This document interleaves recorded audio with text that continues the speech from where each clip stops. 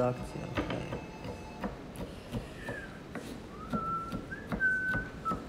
A gle, ima miksera sad, ali on može to usitniti.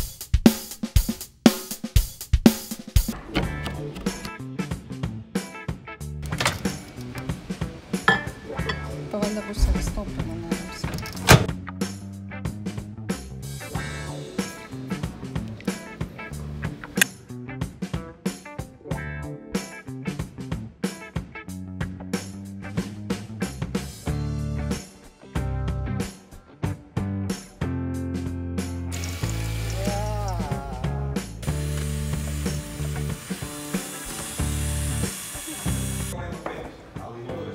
Da, inače ovo se događa kad nemate blender i smjesa ne može biti gusta.